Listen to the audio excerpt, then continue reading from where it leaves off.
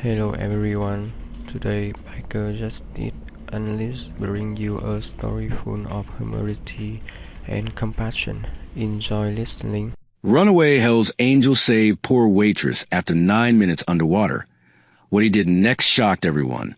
The fluorescent lights buzzed overhead as Jenny wiped down the last table at Joe's Diner. Her cotton uniform clung to her skin in the humid air, and she could hear the wind picking up outside. The storm had been threatening all evening, but now it was finally here. Thunder cracked, making her jump. The empty coffee pot she was holding nearly slipped from her trembling fingers. Jenny took a deep breath, trying to steady her nerves. She'd always hated storms, ever since she was a little girl. "You should head out now, Jenny," called Martha, the cook, from behind the counter. "It's only going to get worse." Jenny nodded, gathering her things from behind the counter. Her purse, her worn jacket, the novel she'd been reading during her breaks. The windows rattled as another gust of wind hit the building.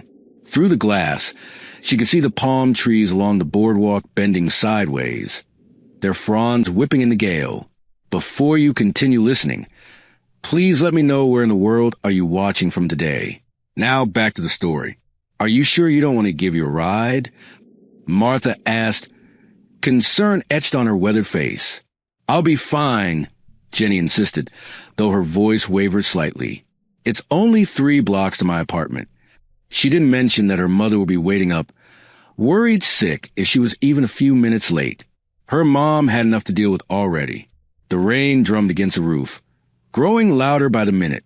Jenny pulled her jacket closer, though she knew it would offer little protection against the downpour. Her tips from the day felt heavy in her pocket, barely enough to cover her mother's next prescription, but it would have to do. "See you tomorrow, Martha," Jenny called out, pushing her arms through her jacket sleeves.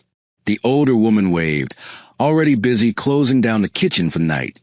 Jenny stood at the diner's entrance, watching sheets of rain fall in the glow of the street lights. The sidewalks were already flooding, water rushing toward the storm drains. She could smell the salt air mixing with the rain, that distinctive scent that always came with coastal storms. Taking another deep breath, Jenny pushed open the door. The wind immediately whipped her hair around her face, and the rain soaked through her jacket in seconds. She clutched her purse tightly, keeping her head down as she started to make her way along the sidewalk. The water was already ankle-deep in places, making each step treacherous. Jenny's shoes squished with every movement, and she could barely see through the curtain of rain. The street was eerily empty. Everyone else had been smart enough to stay inside. Suddenly, the night exploded with sound. Jenny's head snapped up at the horrific screech of tires against wet pavement. Through the rain, she saw headlights spinning wildly as a car hydroplaned across the flooded street. Everything seemed to move in slow motion. The car slid sideways, hitting a massive puddle near where Jenny stood. A wall of water rushed toward her like a tidal wave. Before she could even scream, the force of it knocked her off her feet and into the flooding street. The cold shocked her system as she went under. Jenny tried to find her footing, but the current was too strong. Her lungs burned as she fought against the water, her sodden clothes weighing her down. The world above her was a blur of street lights and rain, growing dimmer by the second. As consciousness began to fade, Jenny saw a large shadow break through the surface above her. Someone was diving into the water. The last thing she registered before everything went black was the sight of a massive figure swimming toward her through the murky depths. The icy water shocked Mitch's system as he dove into the flooding street. His leather jacket and boots weighed him down, but he pushed through the pain. Through the murky water, he could make out Jenny's form being pulled away by the current. His powerful arms cut through the water as he swam deeper. Rain pelted the surface above, creating a chaotic pattern of ripples that made it harder to see. The streetlights cast an eerie glow through the water, barely illuminating his path. His lungs burned, but years of military training had taught him how to control his breathing, how to push past physical limitations when someone's life was on the line. Jenny's dark hair floated around her like seaweed. Her body limped in the current. Mitch's heart hammered against his ribs as he reached for her. His fingers brushed against her arm once, twice, before he finally got a solid grip. She felt so small and fragile in his grasp. The current tried to tear them apart, but Mitch wouldn't let go. He pulled her close to his chest, using his free arm to fight against the water's pull. His muscles screamed in protest as he kicked toward the surface. The weight of both their bodies and waterlogged clothes made every movement a struggle. They broke through to the air with a splash. Mitch gasped, filling his burning lungs while keeping Jenny's head above water. The rain still poured down, making it difficult to see more than a few feet ahead. Through the downpour, he spotted a dock jutting out from the boardwalk. "Hold on," he muttered, though Jenny couldn't hear him. His voice was rough from the salt water, barely audible over the storm. He tightened his grip around her waist and began swimming toward the dock, fighting against the wind and current with every stroke. The wooden planks of the dock were slippery under his hands as he hauled himself up, never letting go of Jenny. Water streamed from his clothes and beard as he pulled her onto the weathered boards. Her skin was pale, too pale, and her lips had taken on a bluish tint. "No, no, no," Mitch growled, laying her flat on the dock. His hands were shaking as he checked for breathing. Nothing. He tilted her head back, pinched her nose, and began rescue breaths. The taste of salt water was strong on his lips as he breathed for her. In the distance, he could hear sirens. They were getting closer. His past caught up with him in a flash. The failed robbery he'd been framed for, the cops on his tail, the desperate run-through, the streets that had led him here. But none of that mattered now.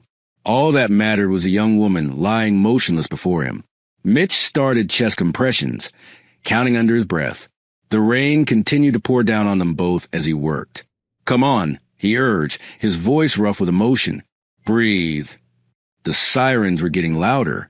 Red and blue lights began to flash against the buildings nearby. Mitch kept going, refusing to give up. Finally, Jenny's body jerked. Water spurted from her mouth as she began to cough. Relief flooded through him as he turned her onto her side, helping clear her airways. She was breathing, but still unconscious. Mitch gathered her into his arms, cradling her against his chest to share what warmth he could. Her breathing was shallow but steady. The police lights were almost upon them now. Mitch could hear car doors slamming, voices shouting over the storm. He held Jenny closer, his heart pounding as he waited for whatever would come next. Through sheets of rain, red and blue lights painted the pier in alternating colors. Mitch's shoulders tensed as he heard car doors slam and boots hitting wet pavement. His muscles ached from the rescue, but adrenaline still coursed through his system, making every sensation sharper, every decision more crucial. Jenny lay unconscious in his arms, her breathing shallow but steady. Water dripped from her dark hair onto the wooden planks of the dock. She looked so vulnerable, so different from the determined young woman he'd glimpsed through the diner window earlier that night. "Freeze! Put your hands where we can see them." The sharp command cut through the sound of rain and crashing waves. Mitch's mind raced through his options. The water was right there. He could dive back in, use the storm as cover. He'd done it before, disappeared when the law got too close. But Jenny's skin was cold against his chest, her body still trembling slightly. She needed help, real medical help. "I said freeze." The voice was closer now. Flashlight beams cut through the rain, finding him on the dock. Through the mist, Mitch could make out the shapes of police officers approaching cautiously, guns drawn. They moved in a practice formation, spreading out to cut off any escape routes. He recognized the tactical approach from his military days. More sirens wailed in the distance, probably an ambulance. The sound made his decision easier. Jenny stirred slightly in his arms, letting out a weak cough. The movement drew the officers' attention, their flashlights focusing on her still form. "There's someone with him," one of the officers called out. "Looks like a civilian."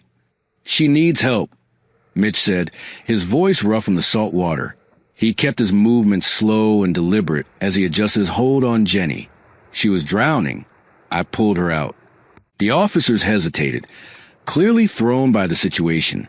They'd been chasing a suspected criminal, but found him cradling an unconscious woman instead.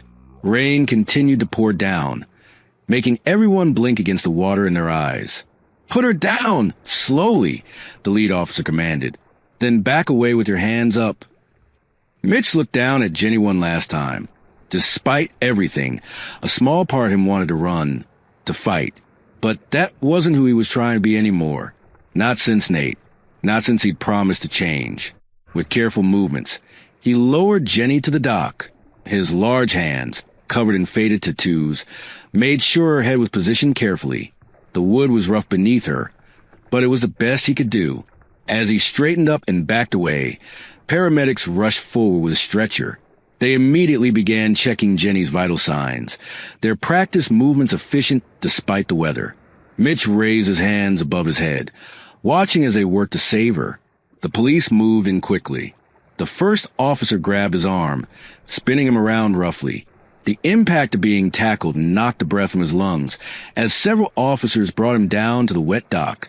Cold metal handcuffs clicked around his wrists, tight enough to bite into his skin. Through it all, Mitch kept his eyes on Jenny.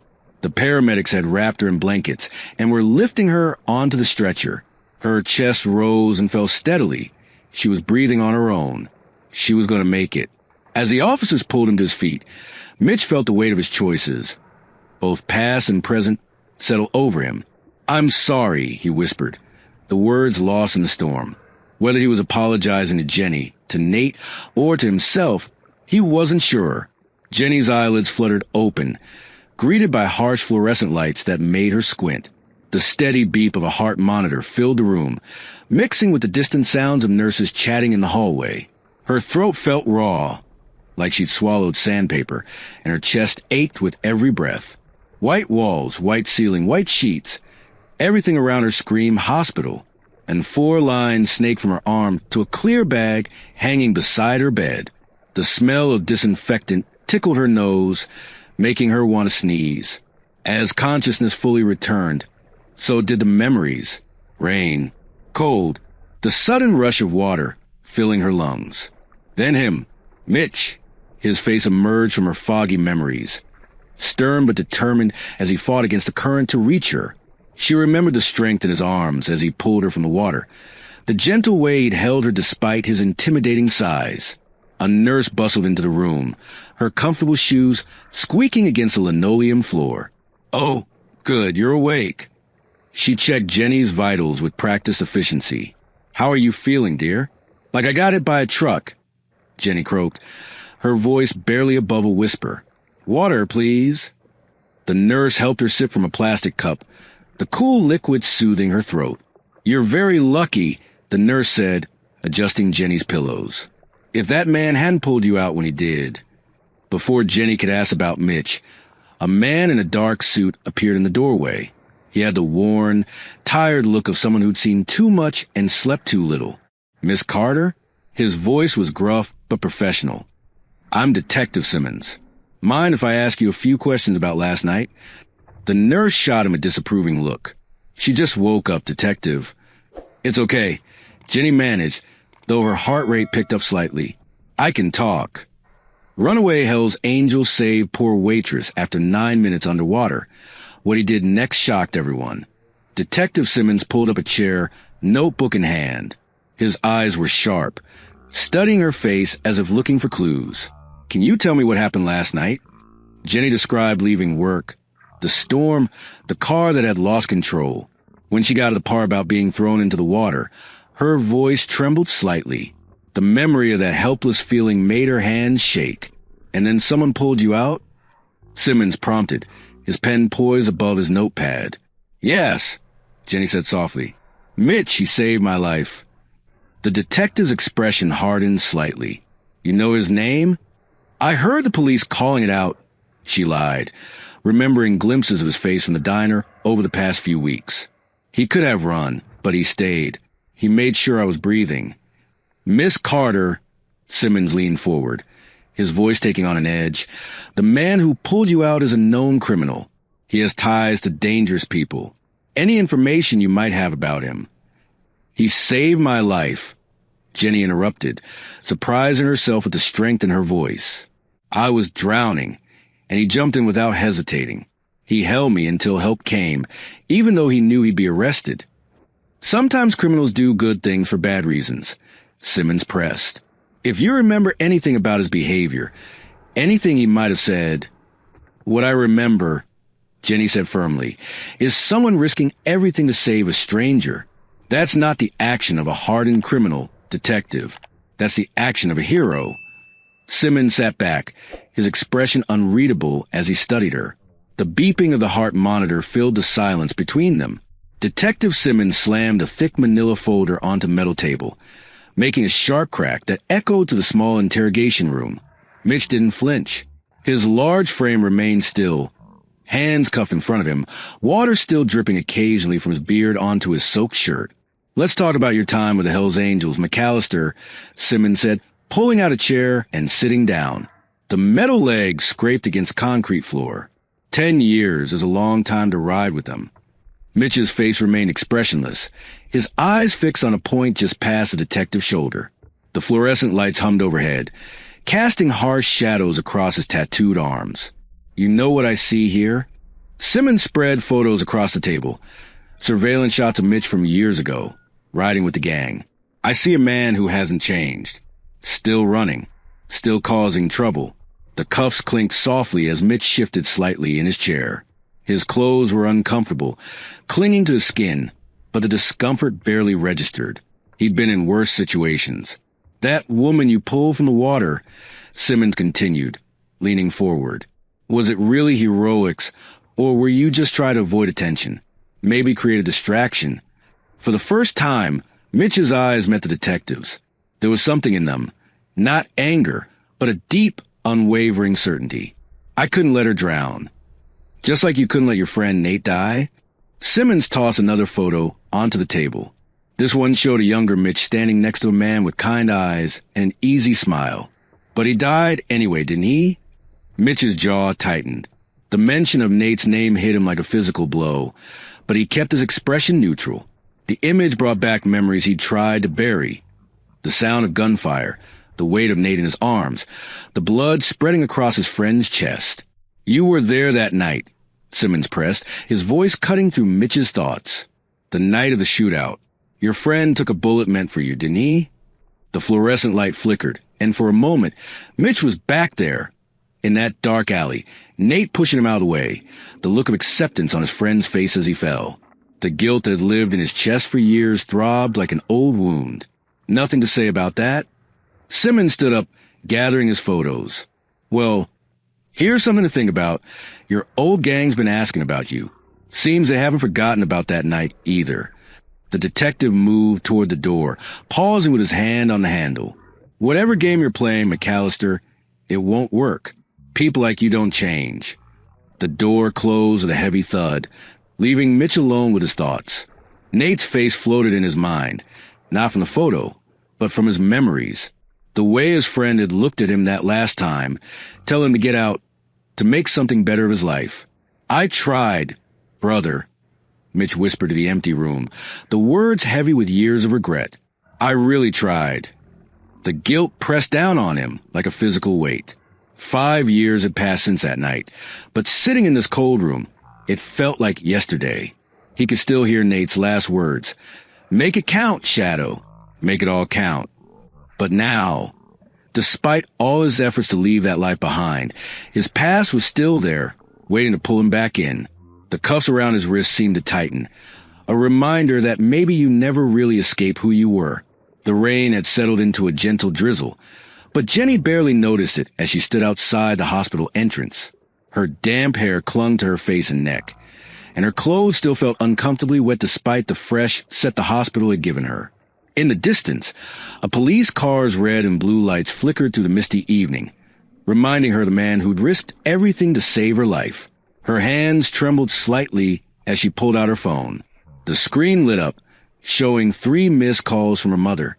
Taking a deep breath, Jenny dialed a familiar number, watching droplets of water roll down the screen. Jenny? Oh, thank goodness. Her mother's worried voice came through clearly. I've been so worried. Are you okay? The hospital called, but they wouldn't tell me much. I'm fine, Mom, Jenny said, trying to keep her voice steady. Really, I am, but I need to do something important tonight. I'll be home late. There was a pause on the other end. Jenny, you should be resting. The doctor said. I know what the doctor said. Jenny interrupted gently. But someone saved my life tonight, and I can't just go home and pretend it didn't happen. She watched as another police car drove past, its tires splashing through puddles on the street. Her mother sighed, a sound Jenny knew well, part worry, part resignation. You've always had your father's sense of duty. Just be careful, sweetheart. I will, Mom. I promise. I love you. After ending the call, Jenny stood for a moment, gathering her courage. The police station was only a few blocks away, its lights visible through the rain-streaked darkness. Her legs still felt weak from her near-drowning experience, but determination drove her forward. The walk to the station seemed both longer and shorter than it should have been. Every step brought back flashes of memory. The cold water, the panic, and then those strong arms pulling her to safety. Mitch's face, grim but gentle, as he made sure she was breathing. The police station's fluorescent lights fell harsh after the soft darkness outside.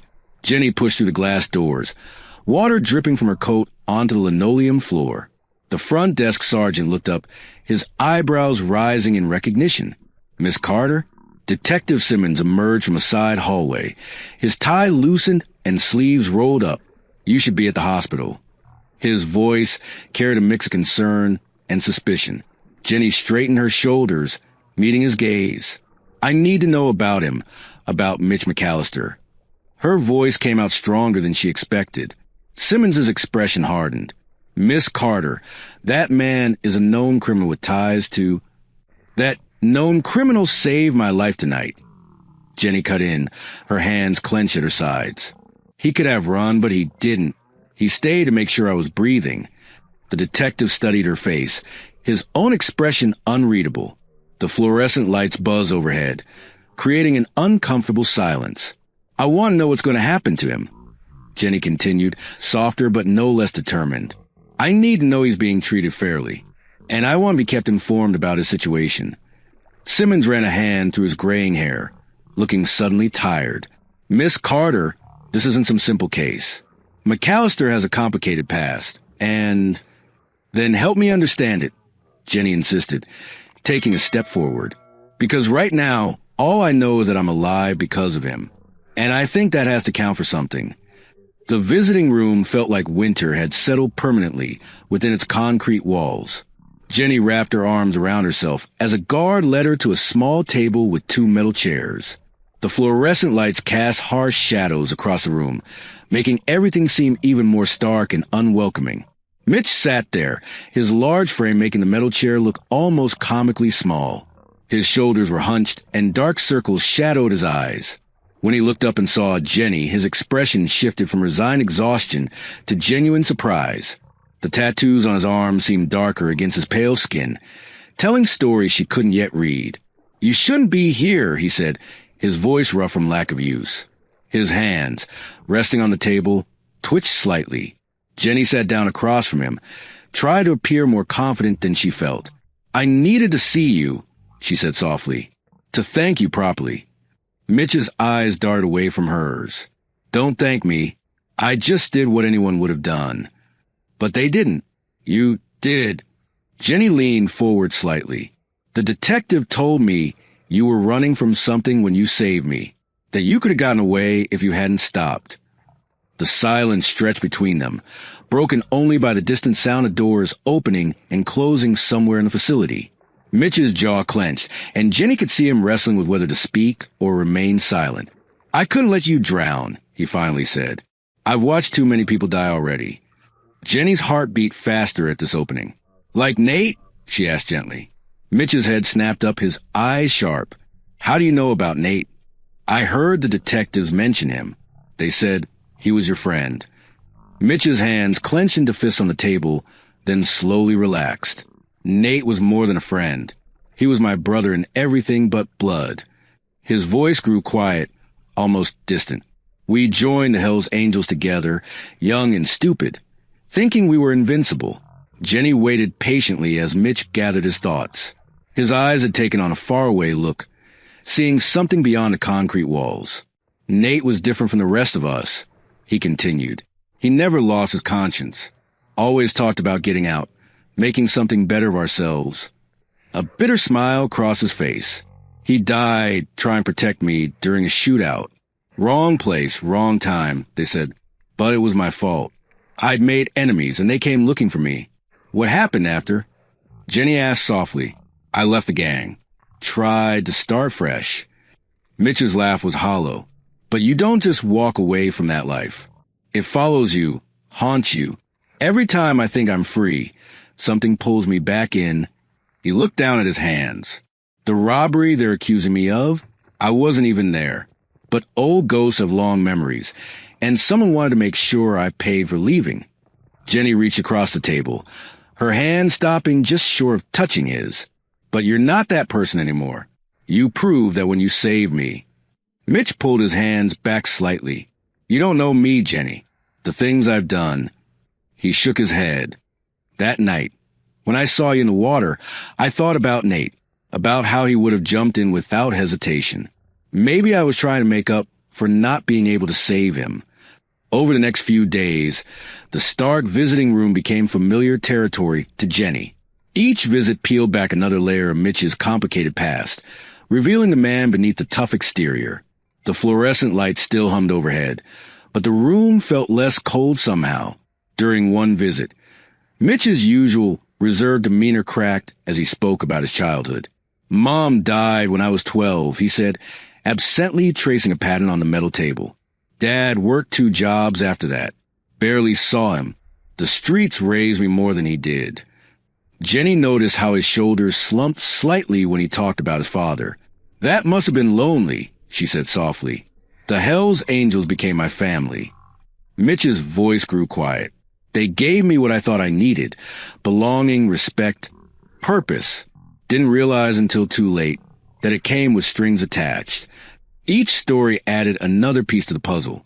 Jenny learned about his first arrest at 17 for joyriding, about the gradual descent into more serious crimes, about the moment he realized it was in too deep but couldn't find a way out. During another visit, Mitch showed a different side of himself. His eyes lit up as he described working as a mechanic between his time with the gang. There's something honest about fixing. Bikes, he said. Everything has its place, its purpose. When something's broken, you can actually fix it. Jenny found herself leaning forward, drawn in by the passion in his voice. You still love it, don't you? Working with machines. Yeah, he admitted. Had my own shop for a while after leaving the gang. Small place, but it was mine. His expression darkened. Until they found me. The guard's warning about visiting hours would always come too soon. Jenny noticed how Mitch's walls would go back up as their time drew to a close, as if preparing himself for solitude again. On this particular evening, their conversation had been different. Mitch had opened up about Nate's death in more detail, his voice raw with emotion. He believed in second chances. Mitch had said everyone deserves the opportunity to change. Now, standing in the parking lot, Jenny looked up at the gathering storm clouds. The same kind of weather that had brought them together that first night. The jail loomed behind her, its walls holding a man who'd risked everything to save her life. She thought about Mitch's stories, about the choices that had led him here, about the regret in his eyes when he talked about his past, and the hint of hope when he spoke about his brief time as a legitimate mechanic. She thought about how he jumped into dangerous waters to save a stranger, knowing it would cost him his freedom. The first drops of rain began to fall, but Jenny barely noticed. Her mind was racing through everything she'd learned about Mitch over the past few days. He wasn't the hardened criminal the police files painted him to be. He was someone who'd lost his way early in life and never found the right path back. The weight in her chest grew heavier as she realized she couldn't just keep visiting him and listening to his stories. She had to do more. Somehow, she had to find a way to help him, to give him the second chance that Nate had believed in so strongly. Jenny sat across from Mr. Peterson, a middle-aged lawyer with kind eyes and graying temples, in his modest office. Law books lined the shelf behind him, and a small desk fan hummed in the corner, fighting against the summer heat. Her hands fidgeted with the strap of her purse as she gathered her thoughts. I know it sounds complicated, Jenny began, but I really believe he's innocent of this robbery. She leaned forward in her chair, her voice steady despite her nerves. Mitch was trying to leave that life behind. Mr. Peterson adjusted his reading glasses, scanning the police report on his desk. Ms. Carter, cases involving motorcycle gangs are difficult. The Hells Angels have a reputation that makes judges and juries extremely skeptical. But that's just it, Jenny insisted. He left them years ago, after his friend Nate died. He even opened his own legitimate business. She pulled out some newspaper clippings she'd gathered, showing them to the lawyer. See? McAllister's motorcycle repair. It was doing well until... Until what? Mr. Peterson raised an eyebrow, taking the clippings. Until someone burned it down. Jenny's voice cracked slightly. He never found out who did it, but he suspected it was connected to his old life. The lawyer made some notes, his pen scratching against a yellow legal pad. And you say he was running at night because... He told me he received a warning. Someone called him, said they were going to frame him for something big. Jenny pulled out more papers, copies of text messages and call logs she'd managed to obtain. Look at these dates. The threatening call started 3 days before the robbery. Mr. Peterson studied the documents with growing interest. His initial skepticism seemed to waver as he cross-referenced dates and times. This is interesting. The robbery occurred exactly when these calls predicted. He stood up and walked to a filing cabinet, pulling out more papers. There's something else that's been bothering me about this case. The security footage from the robbery. He spread several photographs across his desk. The perpetrator is wearing Mitch's signature jacket, but look at the height difference. Jenny leaned in, studying the grainy images. The figure in the security footage was shorter than Mitch by several inches. That's not him, she breathed. No, it's not, Mr. Peterson agreed. And look at this. He pointed to a timestamp. This was taken at 9:47 p.m. But according to the gas station, receipt in Mitch's possession when he was arrested, he was 15 miles away at 9:45. Jenny finished, her heart racing. Someone wanted him to look guilty. Someone who knew his routines, knew what he wore. The lawyer nodded, gathering the evidence into a neat pile. Someone from his old life. Someone who wanted him to take the fall. He looked at Jenny with newfound determination. Ms. Carter, I believe we may have enough here to start building a case for his innocence. Jenny's eyes filled with tears of relief. After days of searching and gathering information, they finally had something concrete. She could prove what she'd known in her heart since that rainy night, that Mitch deserved a second chance. What do we do next? She asked, wiping her eyes with the back of her hand. We keep digging, Mr. Peterson said, reaching for his phone. I have some contacts in the DA's office. If someone really did frame Mitch, they left a trail. We just need to follow it. Jenny nodded, her determination growing stronger. She thought of Mitch sitting in his cell, wrongly accused, and knew she wouldn't rest until she cleared his name. Mitch sat on the thin mattress of his cell, his broad shoulders hunched forward as he stared at his callous hands. The orange jumpsuit felt tight across his chest, a constant reminder of his confinement. Through the small window, streaks of afternoon sunlight cast shadow bars across the concrete floor. Someone had set him up. The thought churned in his gut like acid. He'd been trying so hard to leave that life behind, but here he was, right back where he started. His fingers traced a faded tattoo on his forearm, a skull with wings, the mark of his former brotherhood. I'm sorry, Nate, he whispered to the empty cell. I tried to do better. The memory of that night came rushing back, as vivid as ever. The sound of gunshots, the smell of gunpowder, and Nate's voice shouting, "Get down!" Nate had pushed him out of the way, taking the bullet meant for Mitch. His friend's last words still echoed in his mind. Promise me you'll get out, Shadow. Promise me you'll make it right. Mitch's chest tightened. He'd promised Nate he'd leave the gang, start fresh. For a while he had. The motorcycle repair shop had been his chance at redemption. Simple, honest work with his hands. No more violence, no more looking over his shoulder. But now, the guard's footsteps echoed down the corridor, stopping at his cell. Mail for you, McAllister. Mitch stood slowly, his joints stiff from sitting too long. He took the envelope through the bars, noting there was no return address. His heart rate quickened. He recognized a particular shade of red ink used for his name. Back on his bunk, Mitch carefully opened the letter.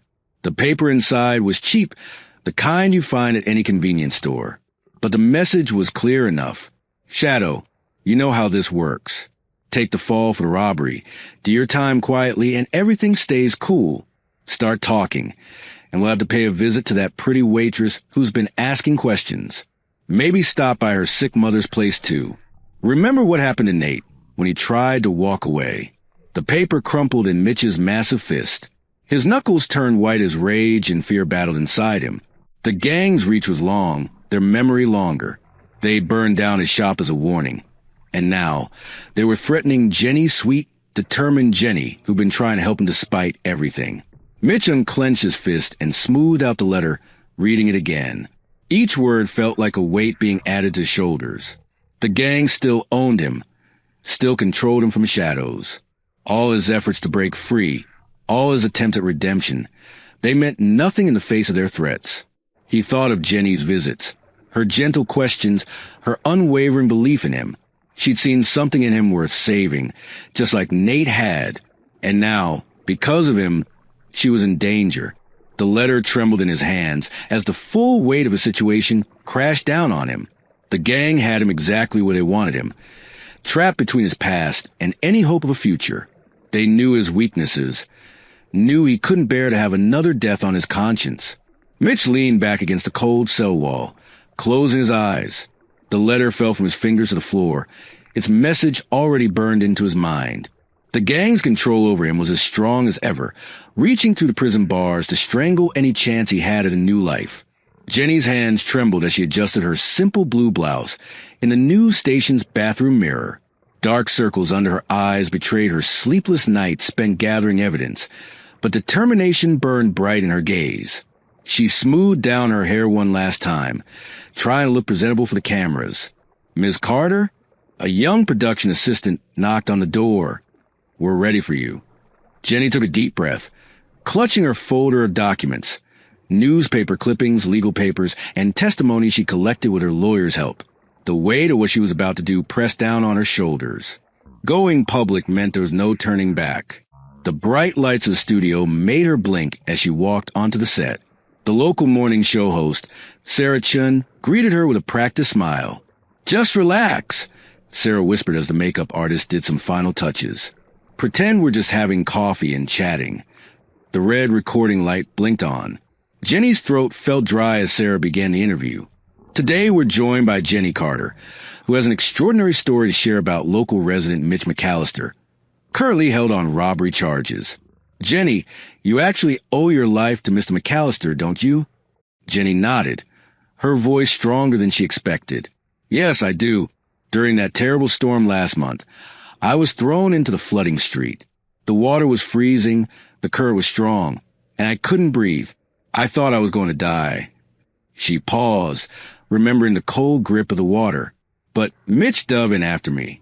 He risked his own life to save mine, even though the police were chasing him. Some would say he was just trying to avoid arrest, Sarah pointed out. That's not true, Jenny said firmly. He could have gotten away. Instead, he stayed with me, performed CPR, made sure I was breathing before they arrested him. He didn't care about escaping. He cared about saving my life. Jenny opened her folder, pulling out the documents she'd gathered. Everyone wanted to talk about Mitch's past with the Hells Angels, but nobody mentions how he left that life behind years ago. He opened a legitimate motorcycle repair shop. He was trying to build an honest life. Until the robbery, Sarah interjected. A robbery he didn't commit. Jenny's voice grew passionate. We have evidence suggesting he was framed by his former associates. They burned down his shop as a warning when he tried to leave the gang. They've been trying to drag him back into that life, but he's been fighting to stay clean. She pulled out a photograph of Mitch's burned-out shop. This is what happens to people who try to leave. But Mitch still chose to do the right thing. He chose to save me instead of running. That's not the action of a hardened criminal. That's the action of someone who deserves a second chance. The studio lights felt warm on Jenny's face as she continued, her voice softening. I've gotten to know Mitch over these past weeks. He carries so much guilt about his past, so much pain. But he's also shown incredible kindness and courage. He's not just some tattooed ex-biker. He's a human being who made mistakes and is trying to make things right. As Jenny spoke, she could see the camera operator wiping away a tear. Sarah's professional demeanor had softened, and she was leaning forward, genuinely engaged. The story was reaching people, touching hearts. It was working. The evidence we've gathered, Jenny continued, her confidence growing, shows that Mitch was nowhere near the robbery when it happened. He was being set up by the very people he's been trying to escape. All he wants is a chance to live an honest life, to make up for his past mistakes. Don't we all deserve that chance? The visiting room felt smaller than usual as Mitch sat across from Snake, his former gang lieutenant. Snake's weathered face twisted into a cruel smile, his gray hair slicked back just like in the old days. The fluorescent lights cast harsh shadows across the table between them. "You're looking soft, Shadow," Snake said, using Mitch's old road name. "Prison food ain't agreeing with you." Mitch remained silent, his jaw clenched. He hadn't expected anyone from his past to show up here, especially not Snake. The old biker leaned forward, lowering his voice. "That pretty little waitress of yours sure has been making waves. Saw her on TV this morning." Snake's eyes gleamed with malice. "Real touching story," she told. "Got half the town believing you're some kind of hero." Mitch's hands curled into fists under the table. The mere mention of Jenny from Snake's mouth made his blood boil, but he kept his face neutral. Years of dealing with the gang had taught him to mask his emotions. "Here's the deal, Shadow," Snake continued, scratching his beard. "The boss wants you to take the fall for this robbery. Clean and simple. You do your time, keep your mouth shut, and everything stays nice and peaceful. And if I don't..." Mitch's voice was low and controlled, though rage burned in his chest. Snake's smile widened. "Well, accidents happen all the time in this town.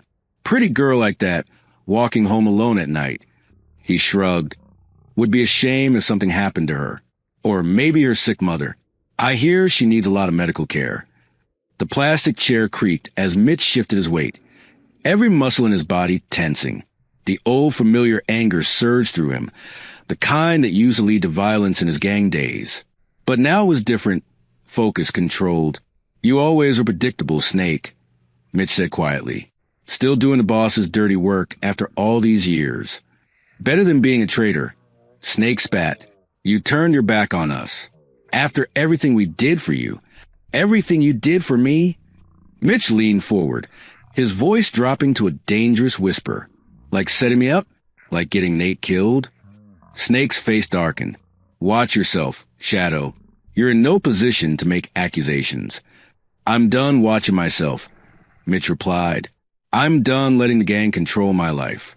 Tell the boss he can threaten me all he wants, but Jenny stays out of this." "You don't give orders anymore," Snake snarled. "You've got 24 hours to think it over. After that, whatever happens to your little girlfriend is on your head." As Snake stood to leave, Mitch called out, "Hey, Snake." The old biker turned back. "Remember what happened to people who threatened my family in the old days?" Snake's face paled slightly at the cold look in Mitch's eyes. He hurried out without another word. Alone in the visiting room, Mitch's mind raced. He couldn't let them hurt Jenny. She'd risked everything trying to help him. The gang had taken so much from him already. His friendship with Nate, years of his life, his chance at redemption. But they wouldn't take this. Looking down at his tattooed hands, Mitch made his decision. He'd testify. He'd tell everything about the corruption, the setups, the real story behind Nate's death. It would be dangerous, possibly fatal, but he was done running, done hiding. He called for the guard. It was time to talk to the detective handling his case. The afternoon sun filtered through the barred windows of the visiting room, casting long shadows across the scarred table where Mitch sat waiting. His shoulders were tense, still carrying the weight of Snake's threats from the day before. But when Jenny walked in, something in his expression softened. She looked tired, dark circles under her eyes betraying sleepless nights, but her smile was warm as she sat down across from him. "Hey," she said softly. "You shouldn't be here," Mitch replied, his voice rough with concern. "It's not safe anymore." Jenny shook her head, pulling her chair closer to the table. I'm not going anywhere, Mitch. We need to talk about what happens next. Next? He almost laughed, but there was no humor in it. Jenny, there might not be a next. These people, my old gang, they're dangerous. They won't stop until they get what they want. And what about what you want? Jenny leaned forward, her eyes searching his face. Don't you deserve a chance at something better? Mitch looked down at his hands, at the faded tattoos that marked his past. People like me don't get second chances. He paused, struggling to find the words. We just keep paying for our mistakes. That's not true, Jenny said firmly. Look at me, Mitch. She waited until he met her gaze. You saved my life. You didn't have to, but you did. That wasn't the action of someone who doesn't deserve a second chance. The room fell quiet for a moment, only the distant sound of guards' footsteps breaking the silence. Mitch's expression changed, softened by something that looked almost like wonder. You know, he said slowly, before I met you, I'd given up, accepted that this was all there was, running, hiding, paying for pass. He gestured at the prison walls around them. But you make me want to believe in something better. Jenny reached across the table, her hand stopping just short of touching his. Prison rules prevented contact, but the gesture itself carried weight. Then believe in it. Believe in yourself the way I believe in you. Why? Mitch's voice cracked slightly. Why do you have so much faith in me? Because I see you, Jenny replied simply.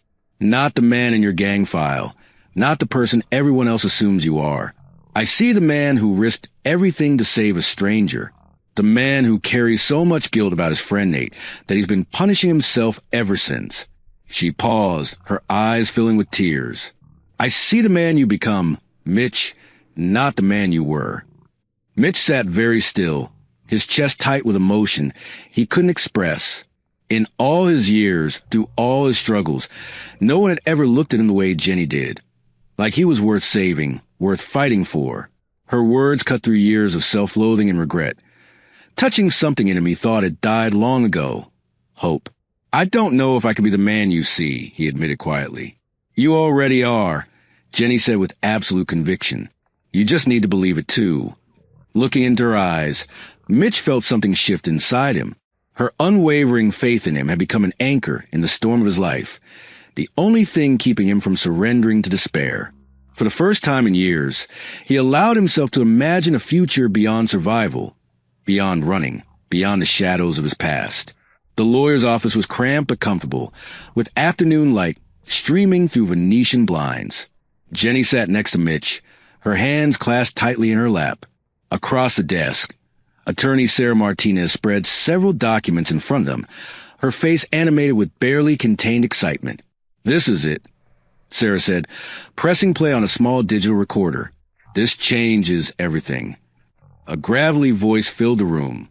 Yeah, we set Shadow up. Boss wanted him gone after he started talking about leaving. There was a pause, followed by a harsh laugh. Figured he'd take the fall for the robbery. Keep his mouth shut like always. Old habits die hard, right? Mitch's jaw clenched, his massive frame rigid in the small office chair. Jenny reached over, her fingers brushing his arm in silent support. The recording came from Tommy Snake Wilson, Sarah explained, stopping the playback. He was picked up last week on an unrelated charge and decided to save his own skin. We've got written statements, too, confirming the whole setup. She pulled out more papers, spreading them across the desk. Bank statements, text messages, and surveillance photos created a damning trail of evidence. The gang's plan to frame Mitch had been methodical, calculated, and now completely exposed. They really thought I'd just take the fall, Mitch said quietly, his voice rough with emotion. After everything, after Nate, Jenny's hand found his, squeezing gently. But you didn't. You fought back. Sarah nodded, gathering the evidence into a neat pile.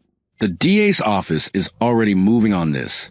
The gang's leadership is being rounded up as we speak.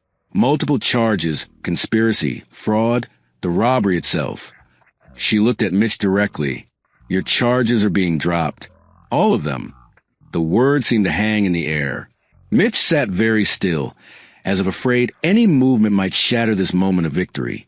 Through the window, they could see police cars racing past, lights flashing but sirens silent. The takedown was happening now, swift and coordinated to prevent any escapes. "It's really over?" Jenny asked, her voice trembling slightly. Sarah smiled, closing her briefcase with a decisive click. "The paperwork for Mitch's release is being processed right now. You'll be out by evening." Mitch stood up slowly, his large frame casting a shadow across the office. He looked down at his hands that had fought, hurt, and eventually saved. "Free," he said, testing the word like an unfamiliar language. The next few hours passed in a blur of paperwork and processing. Jenny waited outside the jail as Mitch completed his release procedures. When he finally walked out, wearing his own clothes instead of prison orange, the setting sun painted the sky in shades of gold and purple. He stopped at the bottom of the steps, breathing in deeply. Behind them, more police cars screamed past, heading toward known gang locations. The roundup was still in progress, justice moving like a wave through the city. Jenny watched as Mitch's shoulders straightened, the weight of false accusations finally lifting. He wasn't running anymore, wasn't hiding. For the first time since she'd met him, he looked truly unburdened. "How does it feel?" she asked softly. Mitch looked at the horizon, then back at Jenny. "Like waking up," he said simply. "Like finally waking up." The heavy metal doors of the jail clanged shut behind Mitch as he stepped into the evening air. His leather jacket, returned from evidence, felt stiff against his shoulders. Each step down the concrete stairs felt deliberate, like he was learning to walk in a new world. The setting sun painted long shadows across the parking lot, and there, waiting by her old blue sedan, stood Jenny. His heart thumped harder at the sight of her. She wore a simple flowered dress, her hair catching the golden light. For a moment, he just stood there, taking the sight of freedom, of her, of everything he never thought he'd have again. Jenny moved first, crossing the distance between them with quick steps. She threw her arms around his broad chest, and Mitch's arms encircled her automatically. He buried his face in her hair, breathing in the scent of her shampoo, allowing himself this moment of peace. "You're really here," Jenny whispered against his chest. "You're really free." Mitch tightened his hold on her slightly. "Thanks to you," he said, his voice rough with emotion. "I wouldn't be here if you hadn't believed in me." They stood like that for a long moment, neither wanting to break the embrace. The world around them continued moving. Cars drove past. Officers walked in and out of the building. Life went on. But in their small bubble of space, time seemed to stand still. When they finally pulled apart, Jenny wiped at her eyes with the back of her hand. "Where do you want to go?" she asked, her smile watery but genuine. Mitch looked up at the sky. The heavy clouds that brought so much rain were finally breaking up, revealing patches of deep blue. "Could we just walk for a bit?" he asked. "I've been inside for so long." Jenny nodded, understanding in her eyes. She took his hand, her small fingers intertwining with his larger ones, and they began walking away from the jail. The streets were quiet in the early evening, most people already home for dinner. Water still pooled in the gutters from the recent storms, reflecting the emerging stars above. Their footsteps echoed off the buildings, a steady rhythm that matched their beating hearts. "It feels different," Mitch said after they walked a few blocks. "Everything feels different." Jenny squeezed his hand. "Good, different?" "Yeah." He paused, gathering his thoughts. "For the first time in years, I feel like I can breathe, like I'm not carrying the weight of my past on my shoulders anymore." They turned down a street lined with small shops, their windows glowing warmly in the dusk. The last of the rain was dripping from awnings, creating a gentle percussion around them. "I know we're not completely safe yet," Jenny said softly, "but we'll face whatever comes together." Mitch stopped walking, turning to look at her. The street lamp above cast a soft glow around them, and in that light, he saw everything he'd never dared to hope for: understanding, acceptance, and something deeper that made his heart ache with possibility. "Together," he repeated, the word feeling right on his tongue. They resumed walking, their pace unhurried, their hands still linked. The sky continued to clear above them, stars peeking through the breaking clouds. For the first time since that stormy night when their paths first crossed, both Mitch and Jenny felt the stirring of real hope in their hearts. 3 weeks had passed since Mitch's release. The small apartment he'd rented near Jenny's neighborhood was sparse but clean, a fresh start away from his troubled past. Morning sunlight streamed through the kitchen window as he stood at the counter, brewing coffee and watching people pass by on the street below. His phone buzzed. A text from Jenny lit up the screen. Running late for work. Could use a ride if you're free? A smile tugged at his lips. These small, normal moments still felt new to him, being needed for something as simple as a ride to work. He grabbed his keys and headed out. Jenny was waiting outside her apartment building, her waitress uniform neat and pressed. Her face brightened when she saw him, but something in her expression seemed off. Worried. Everything okay? Mitch asked as she climbed into the passenger seat. Jenny hesitated, fidgeting with the strap of her purse. I've been getting some strange calls at the diner. Hang-ups mostly. And yesterday, I noticed a motorcycle following me home. Mitch's hands tightened on the steering wheel, his knuckles turning white. What kind of motorcycle? Black Harley. Couldn't see the rider's face, but she trailed off, watching his reaction. How long has this been happening?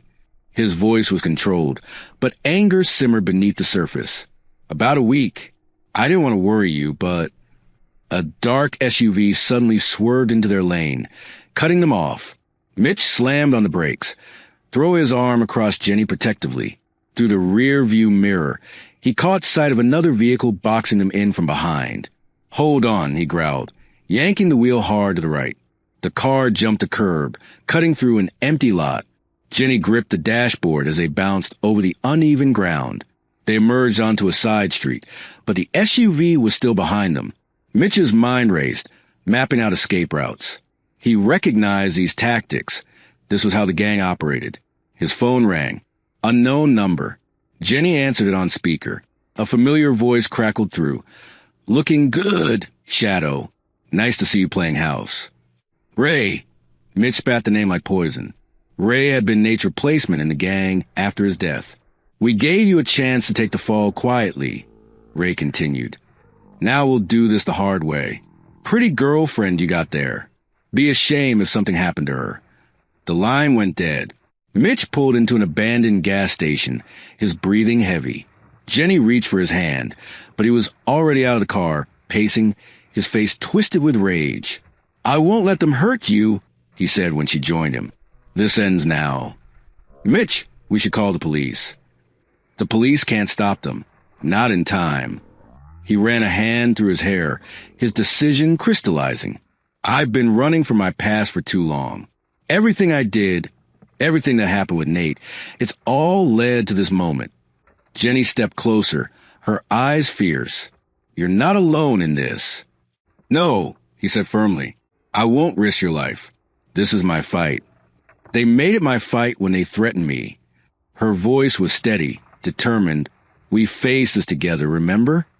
Mitch looked at her, seeing the strength behind her gentle exterior. The gang had targeted her thinking she was his weakness, but they'd made a crucial mistake. Jenny wasn't his weakness. She was his reason to finally stand and fight. He pulled out his phone, scrolling to a number he'd hoped never to use again. It was time to call in some old debts, to gather whatever allies he had left. The gang wanted war? He'd give them one. The old warehouse loomed against the evening sky, its broken windows reflecting the last rays of sunlight.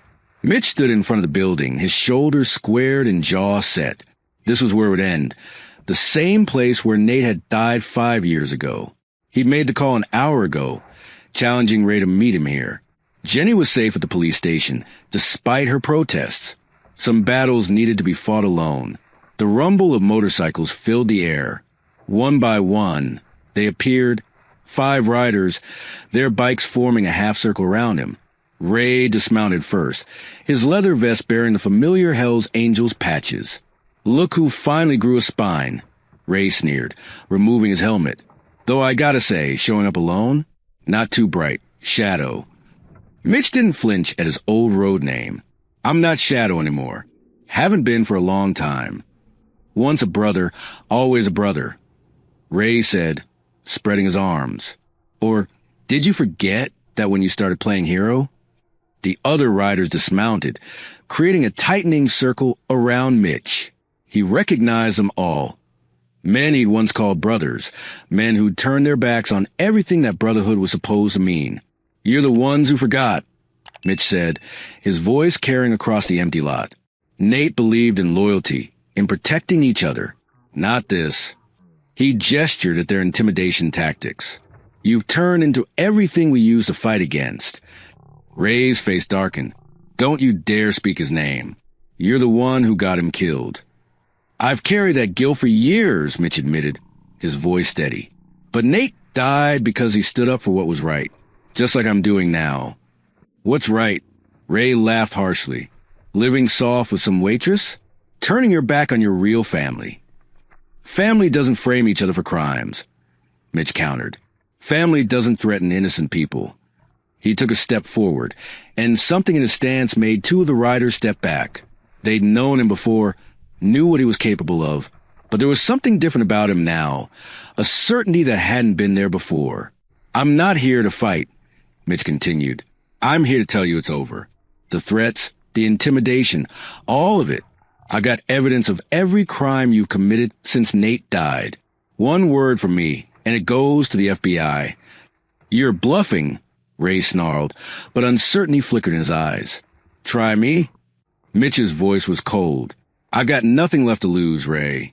But you've got everything to lose." The silence stretched between them, heavy with years of shared history and betrayal. Ray's fingers twitched toward the gun at his hip, but he didn't draw. "You really think you can just walk away?" Ray asked, but the threat in his voice had weakened. "I already have." Mitch stood taller, his fear of them finally dissolving completely. "You can't control me anymore. I'm not that person, and I never will be again." The other riders looked to Ray, waiting for his signal. But Ray saw something in Mitch's eyes that made him hesitate. The same unwavering determination that Nate had shown that final night. After what felt like an eternity, Ray dropped his hand from his weapon. "Get out of here," he muttered. "But if I ever see you again—" "You won't," Mitch said simply. He turned his back on them, something the old shadow would never have dared to do, and walked away, leaving his past behind him. Jenny paced in front of the police station, her heart racing with every passing minute. Officer Thompson had tried to make her stay inside, but she couldn't sit still. Not when Mitch was out there facing his demons alone. The sun was setting, painting the sky in deep oranges and purples. A cool breeze carried the scent of rain, reminding her of that stormy night when everything began. When a familiar figure appeared in the distance, Jenny's breath caught in her throat. Mitch walked toward her, his broad shoulders straight and steady. There was something different about him now, a lightness she'd never seen before. As he got closer, she could see the shadow of a bruise forming on his jaw. But his eyes were clear and focused. "Mitch!" She ran to him, her hands reaching for his face. "Are you okay? What happened?" He caught her hands in his rough palms warm against her skin. "I'm fine," he said softly. "Better than fine, actually." Jenny searched his face, looking for signs of the turmoil she'd grown so familiar with. Instead, she found peace. "They're gone," she asked, hardly daring to believe it. "They won't bother us again." Mitch's voice was steady, certain. He looked down at their joined hands, his thumb tracing circles on her wrist. "Jenny, I need to tell you something." She waited, patient as always, giving him the space to find his words. The street lamp above them flickered to life, casting a soft glow around them. "When I went to face them," he began, "I wasn't afraid. For the first time in years, I knew exactly who I was and what I was fighting for." His eyes met hers, intense and honest. "You did that. You helped me find myself again." Jenny felt tears prick at her eyes. "I didn't do anything special, Mitch. I just saw you, the real you. That's exactly what made it special." He pulled her closer, his voice dropping low. "Everyone else saw a shadow, the ex-gang member. But you saw past all that. You saw me when I couldn't even see myself." A police car drove by, its headlights sweeping across them. Jenny noticed Mitch didn't flinch or try to hide anymore. He stood there, proud and unashamed, holding her hands like they were the most precious things in the world. "I was so scared," she admitted. "Not of you, but for you, when you went to face them alone." "I know." He released one of her hands to brush away a tear that had escaped down her cheek. "But I'm done running, done hiding. Whatever comes next, I want to face it standing tall." Jenny leaned into his touch, drawing strength from his newfound confidence. "Whatever comes next, we face it together." "Jenny," his voice grew serious. "The gang might be gone, but my past, there might be other challenges ahead. I can't promise it'll be easy." She straightened up, meeting his gaze with determination. "I didn't fall for you because I thought it would be easy, Mitch. I fell for you because of who you are, all of you, past and present." Mitch pulled her into his arms then, holding her close. "I swear to you," he whispered against her hair, "I will protect you with everything I have, no matter what comes our way." The abandoned warehouse loomed against the darkening sky, its metal walls rusted and worn from years of coastal storms. Mitch stood at the entrance, his broad shoulders tense, but his stance unwavering. Behind him, 3 former Hell's Angels who'd also left the life gathered, men who, like him, had chosen a different path. "You sure about this, Shadow?" asked Mike, the youngest of the group, using Mitch's old road name. Mitch nodded, his expression grim but determined. "This ends tonight." His voice was quiet but firm, carrying the weight of years of running and hiding. They pushed open the heavy metal door, which groaned on its hinges. Inside, the warehouse was dimly lit by strings of temporary work lights, casting long shadows across the concrete floor. The air smelled of salt and rust, and their footsteps echoed in the vast space. In the center of the warehouse stood 6 members of his old gang, led by Snake, the man who betrayed him and set him up for the robbery. Their leather cuts gleamed dully in the weak light. The Hell's Angels patches a reminder of everything Mitch had left behind. "Look who finally showed up," Snake sneered, his voice carrying across the empty space. The hero himself. Mitch stepped forward, his boots scraping against the concrete. "You threatened Jenny's family," he said, his voice low and dangerous. "That was your last mistake." Snake laughed, but there was no humor in it. "You've gone soft, Shadow, living that straight life, playing house with that waitress. You forget who you really are." "I know exactly who I am," Mitch replied. "That's why I'm here. To end this." The tension in the warehouse crackled like electricity. Both groups stood their ground. Years of brotherhood turned to bitter rivalry in the space between them. "You know how this works," Snake said, pulling out a knife. "Old school rules. You and me." Mitch nodded, stepping into the makeshift circle that had formed. His heart pounded, but his hands were steady. He could feel the weight of Jenny's belief in him, her unwavering support giving him strength. Snake lunged first, blade glinting in the dim light. Mitch moved with the fluid grace of someone who'd spent years in similar fights. He dodged the first strike, then caught Snake's wrist on the second, twisting hard. The knife clattered to the ground. Snake threw a punch, catching Mitch in the jaw. The impact stung, but Mitch had weathered worse. He responded with a series of quick jabs, driving Snake backward. The fight was brutal but brief. Years of honest work had made Mitch stronger than his days of hard living, while Snake had grown soft on easy power. Within minutes, Snake was on his knees, blood trickling from his split lip. "It's over," Mitch said, standing over him. "The threats, the intimidation, all of it stops now." Snake spat blood onto the concrete. "You can't just walk away, Dash." "Watch me," Mitch cut him off. "I've got proof of every illegal operation you're running. One word from me, and it all goes to the FBI. He leaned closer, his voice dropping. "Leave Jenny and her family alone. Leave me alone, or I burn it all down." The warehouse fell silent as Snake looked up at Mitch, seeing not the man who'd once been his brother in arms, but someone entirely new, someone stronger. Finally, Snake nodded, defeat written in every line of his body. Mitch turned away, walking back toward his friends. Behind him, he could hear the shuffling sounds of the gang members helping Snake to his feet, but he didn't look back. For the first time in years, his past had no hold on him. The abandoned warehouse loomed against the darkening sky, its metal walls rusted and worn from years of coastal storms. Mitch stood at the entrance, his broad shoulders tense but his stance unwavering. Behind him, 3 former Hell's Angels who'd also left a life gathered, men who, like him, had chosen a different path. "You sure about this, Shadow?" asked Mike, the youngest of the group, using Mitch's old road name. Mitch nodded, his expression grim but determined. "This ends tonight." His voice was quiet but firm, carrying the weight of years of running and hiding. They pushed open the heavy metal door, which groaned on its hinges. Inside, the warehouse was dimly lit by strings of temporary work lights, casting long shadows across the concrete floor. The air smelled of salt and rust, and their footsteps echoed in the vast space. In the center of the warehouse stood 6 members of his old gang, led by Snake, the man who betrayed him and set him up for the robbery. Their leather cuts gleamed dully in the weak light. The Hell's Angels patches a reminder of everything Mitch had left behind. "Look who finally showed up," Snake sneered, his voice carrying across the empty space. The hero himself. Mitch stepped forward, his boots scraping against the concrete. "You threatened Jenny's family," he said, his voice low and dangerous. "That was your last mistake."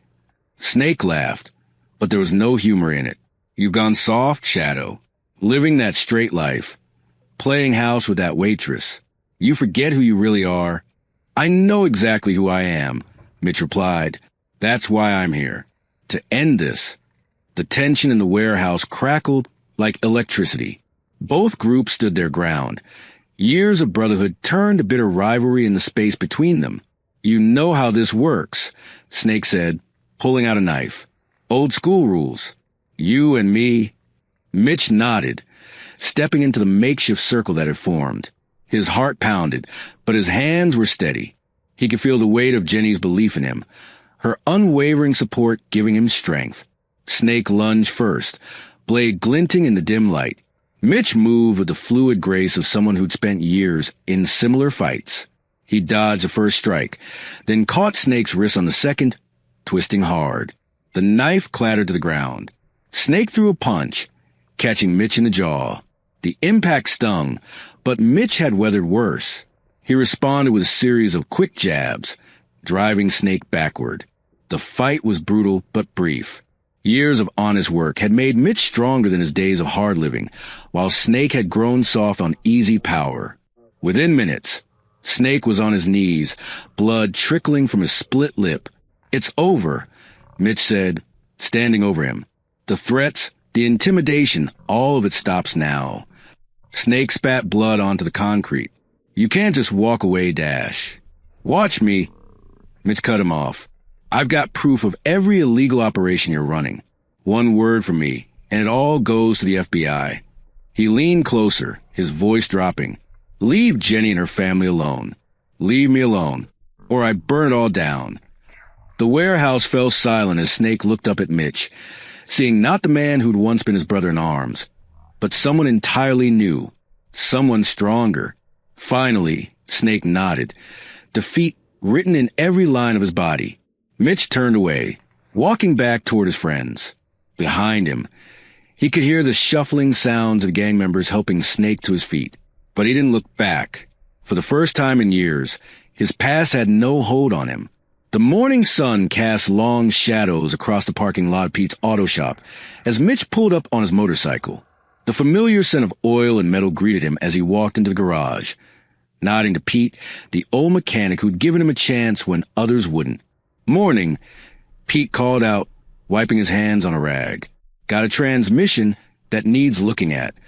Mitch smiled, already reaching for his coveralls. The work was honest, and it felt good to use his hands for something productive.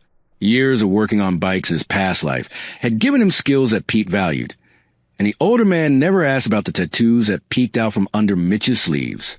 Across town, Jenny moved between tables at the diner, her steps lighter than they'd been in years. The regular customers noticed a change in her, the way she smiled more easily, how her laugh came more freely. Even her mother had commented on the difference. "More coffee, Mr. Wilson?" she asked, already reaching for the pot. The elderly man nodded, his eyes crinkling with warmth. "You're looking happy these days, Jenny," he said, accepting the refill. "That mechanic of yours treating you right?" Jenny's cheeks flushed slightly, but her smile didn't waver.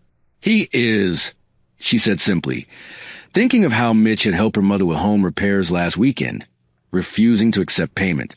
During their lunch break, Mitch and Jenny met at their usual spot, a small part between the garage and the diner. They sat on a bench, sharing sandwiches and quiet conversation. The peace between them felt earned, hard-won after everything they'd been through. "Pete's talking about making me partner," Mitch said, his voice still carrying a note of disbelief. "Says he's getting too old to run the place alone." Jenny squeezed his hand, pride shining in her eyes. "You deserve it. You've worked so hard." Later that afternoon, they drove to the cemetery on the outskirts of town. The late summer breeze rustled through the trees as they walked between the headstones, Mitch leading the way to a spot he knew by heart. Nate's grave was simple, a granite marker with his name and dates. Mitch had visited before, but this was the first time he'd brought Jenny. He stood quietly, his hand entwined with hers, as memories of his friend washed over him. "He would have liked you," Mitch said softly, his voice rough with emotion. "Nate always believed people could change.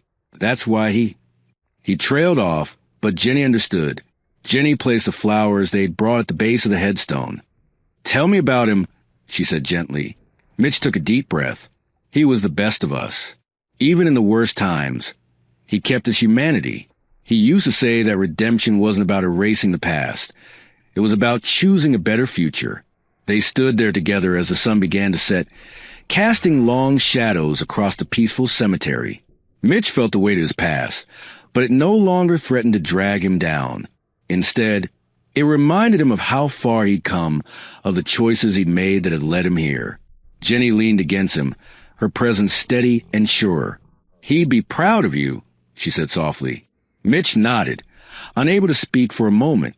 He thought about the shop, about Jenny, about the life they were building together. It wasn't perfect, but it was honest. It was real, and for the first time in years, he felt truly at peace. The salty breeze ruffled Jenny's hair as she walked barefoot along the shoreline, her sandals dangling from one hand. Beside her, Mitch's larger frame cast a long shadow in the late afternoon sun. The beach was nearly empty, save for a few seagulls hunting for their dinner among the gentle waves. Jenny wiggled her toes in the wet sand, enjoying the cool sensation. "Remember that night?" she asked, gesturing toward the pier in the distance. "The storm, the water." Mitch's expression softened as he looked at the spot where he'd first seen her.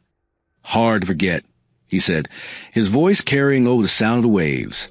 "Never thought saving someone would end up saving me too." "My hero," she called back, carefully pulling photo frames from a box marked fragile.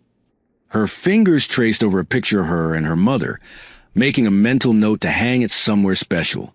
The floorboards creaked under Mitch's heavy footsteps as he made his way back to her, 2 steaming mugs in his hands. His t-shirt was damp with sweat from carrying boxes, his tattoos visible beneath the short sleeves. But it was his expression that caught Jenny's attention, the quiet contentment in his eyes as he surveyed their new space. "It's not much," he said, handing her a mug, "but it's ours." Jenny took a sip of the coffee, savoring both its warmth and the moment. "It's perfect," she replied, looking around at the worn hardwood floors and the slightly crooked door frames. "Just need some love." Mitch set his mug down on a nearby box and picked up a framed photograph of them together at the beach. It had been taken just weeks after his release, when everything still felt new and uncertain. "Never thought I'd have this," he admitted, his voice soft. "A key in my pocket, a place to call home." Jenny moved closer, wrapping an arm around his waist. "Well, you better believe it now. We've got a whole house to fix up." They worked through the morning, unpacking boxes and arranging furniture. Jenny discovered her mother's old quilts, carefully wrapped in tissue paper, and spread them across their second-hand couch. Mitch hung curtains, though they didn't quite reach the floor, and assembled their bed frame with careful precision. In the kitchen, Jenny lined the shelves with contact paper while Mitch installed new cabinet handles.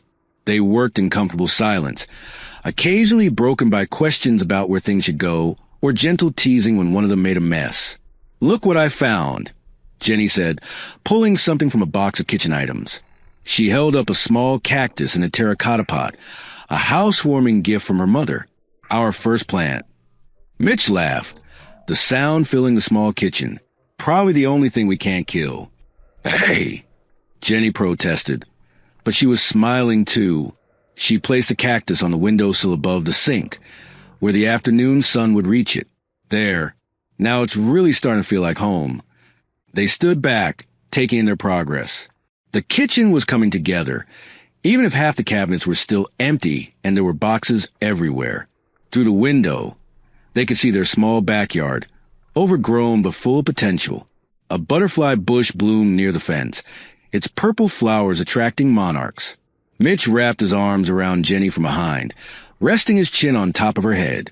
The simple domesticity of the moment, standing in their kitchen, planning their future, struck him deeply. This was what he'd been searching for all those years on the road, what he'd been fighting for through all the darkness. The community center buzzed with activity as volunteers set up folding tables and hung colorful banners. Jenny arranged donated clothes on a rack, while Mitch carried boxes of canned goods to the food bank section. The Second Chances Community Fair sign hung prominently at the entrance, a testament to their journey and the support they'd received.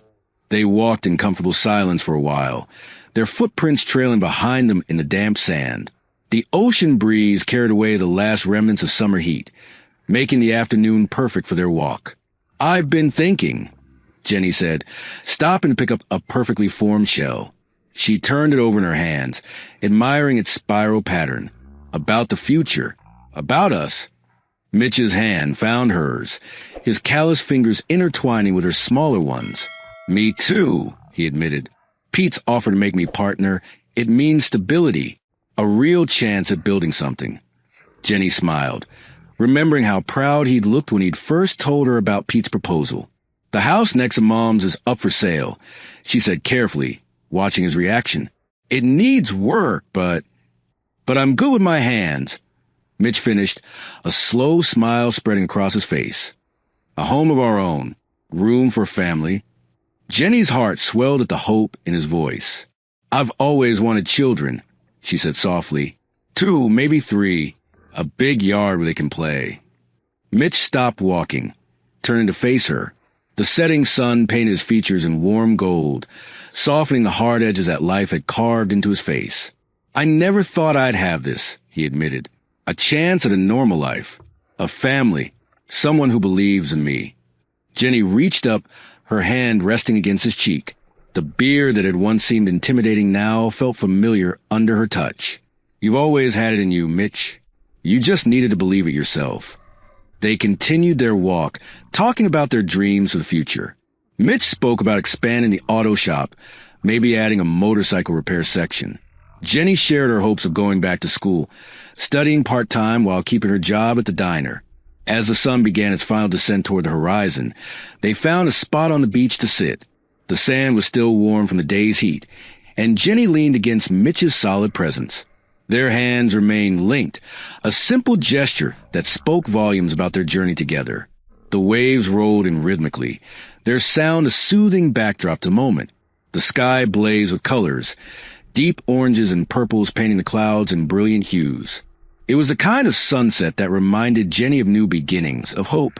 Mitch's thumb traced gentle circles on the back of her hand, his touch conveying everything words couldn't express. Jenny looked up at him, seeing in his eyes the same peace she felt in her heart. Here, with the ocean before them and their future stretching out like an open road, they were exactly where they needed to be. The late morning sun streamed through the dusty windows of the small house, casting long rays across stacks of cardboard boxes. Jenny pushed her hair back from her forehead, leaving a smudge of dirt from the moving boxes. She stood in what would become their living room, surrounded by the chaos of their first day in their new home. "Found the coffee maker," Mitch called from the kitchen, his deep voice echoing through the empty rooms. Jenny smiled at the triumph in his tone. After 3 hours of unpacking, they'd been desperate for caffeine. Jenny smiled as she watched Mitch help an elderly woman sort through winter coats. His massive frame bent down to her level, his voice gentle as he suggested a warm burgundy peacoat that would fit her well.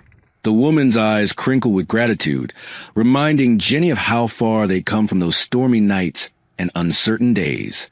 "Remember when we first met?" A familiar voice called out. Jenny turned to see Maria, the lawyer who had helped clear Mitch's name. She was carrying a box of children's books for the reading corner. "How could I forget?" Jenny laughed, taking some books to help. "I was soaking wet and desperate to help a man everyone else had given up on. And look at you both now," Maria said, gesturing around the bustling community center. "Running your own charity events, helping others find their way back."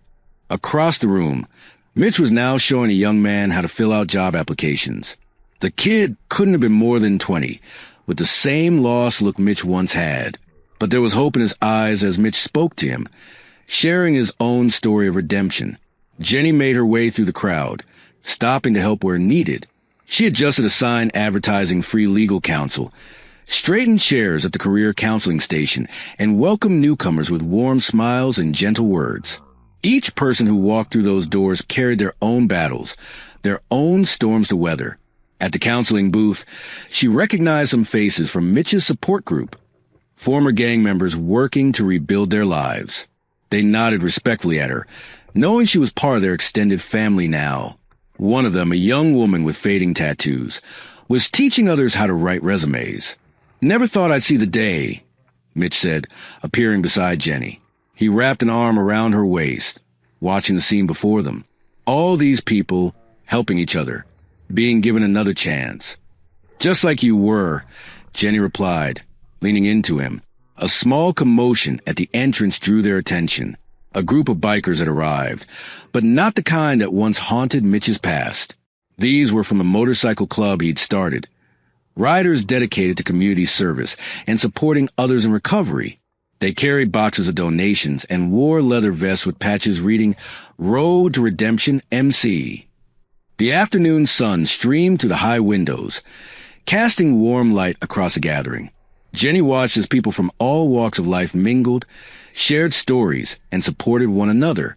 Some wore suits and carried briefcases full of job opportunities, while others wore worn clothes and carried heavy hearts full of hope. Mitch squeezed Jenny's hand, and she looked up to see tears in his eyes. "Thank you," he whispered, his voice rough with emotion, "for believing in me when no one else did." Jenny reached up to wipe a tear from his cheek, remembering that rain-soaked night that had changed everything. "I'd do it all again," she said softly. They stood together, watching their community grow stronger with each passing moment. The sound of laughter, encouraging words, and newfound friendships filled the air around them. This was their world now, one built on second chances, understanding, and unwavering love. I hope you like this story. Please share what's your favorite part of the story, and where in the world you are watching from. Have a wonderful day.